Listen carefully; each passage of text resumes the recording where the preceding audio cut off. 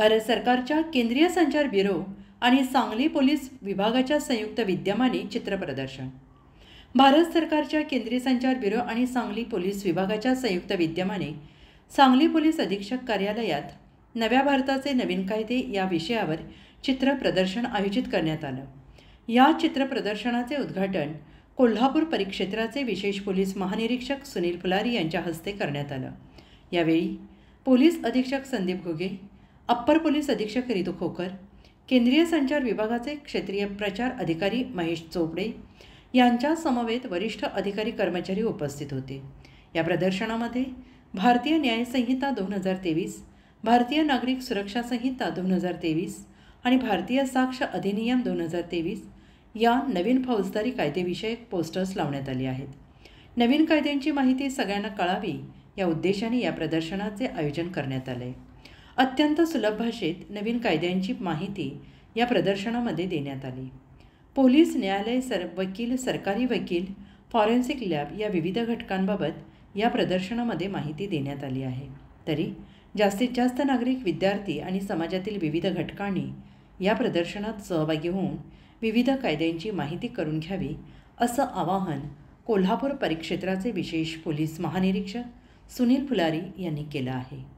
कोल्हापूर परिक्षेत्रातील 5 जिल्हे सातारा, सांगली, कोल्हापूर, पुणे ग्रामीण आणि सोलापूर ग्रामीण या 5 जिल्ह्यांमध्ये भेटी देऊन आम्ही समक्ष पोलीस अधीक्षक आणि त्यांचे सर्व अधिकारी, अंमलदार आणि चमू यांची बैठक घेतलेली आहे।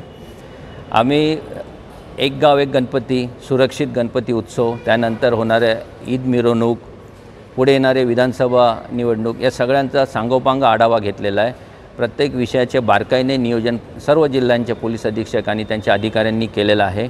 येणारा गणेश उत्सव आणि ईद ए मिलादचा उत्सव हे सगळं सुरक्षित आणि चांगल्या वातावरणात आपसी ताळमेळ राखून, सामाजिक शांतता राखून पार पाडल्या जातील याच्यात कोणतीही शंका नाही। सगळी चोख व्यवस्था सुरक्षेची आणि संरक्षणाची सर्व जिल्हा पोलीस अधीक्षकांनी केलेली आहे। जे गणपती मंडळ सगळे नियमांचे पालन करतील, पर्यावरणपूरक उपक्रम राबवतील, कोणतेही प्रदूषण करणार नाहीत, त्यांना विशेष बक्षीस देण्याची सगळ्या जिल्ह्यांमध्ये एसपींनी घोषणा केलेली आहे।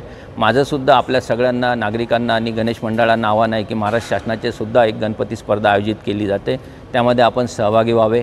जिल्हा पोलीस अधीक्षक यांनी जे काही नियम तरतुदी पालन करण्यासाठी आवाहन केले त्याच्यामध्ये भाग घ्यावे। त्यांनाही तिथे स्थानिक स्तरावर बक्षीस वेगळे दिल्या जाणार आहेत। एक गाव एक गणपती या मोहिमेला सक्रिय पाठिंबा द्यावा आणि येणारा पूर्ण काळ चांगल्या प्रकारे शांततेत गणेशाची आराधना करावी। जे काही विद्यार्थी आहेत, युवा वर्ग आहेत, त्यांनी विधायक कार्यास या दरम्यान वाहून घ्यावे। समाजाची सुरक्षितता ठेवण्यासाठी पोलिसांना सहकार्य करावे। आम्ही आपल्याला सहकार्य करण्यास आणि सुरक्षा देण्यास कटिबद्ध आहोत। धन्यवाद। जय हिंद।